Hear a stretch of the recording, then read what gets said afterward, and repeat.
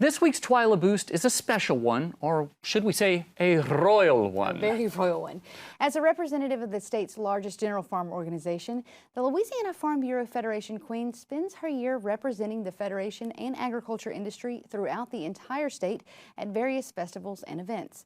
But this year's Queen, Allison Powell, has gotten a few opportunities to travel beyond those state lines. Allison rang in the new year in Pasadena, California for the Rose Bowl parade. She was one of 21 Louisiana Festival Queens asked to ride on the Louisiana Feed Your Soul float presented by Lieutenant Governor Billy Nungesser and Louisiana Travel.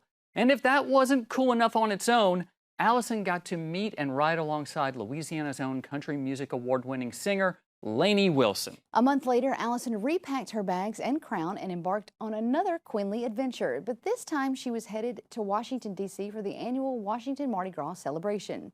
This long-standing tradition started by homesick Louisianans eager to introduce fellow Washingtonians to their favorite holiday. It's evolved into a 5-day celebration of Louisiana's culture and people. To see more pictures and videos or to keep up with Allison's travels as the Louisiana Farm Bureau Queen, be sure to like the Louisiana Farm Bureau Federation Queen page on Facebook. And this was the point in the show where we were supposed to bring out little Prince Teddy to join us, but apparently Daddy's doing such a great job in your office, he fell asleep. Well, that's one thing that I've learned about this parenthood thing 6 months in is that you can't predict anything that he's going to do. And maybe we'll have to bring him back every day since he's sleeping here because he won't sleep at home. The Louisiana Farm Bureau offices are filled with babysitters. We're all prepared to, make Teddy feel comfortable, I promise. I will take you up on that, every one of them here.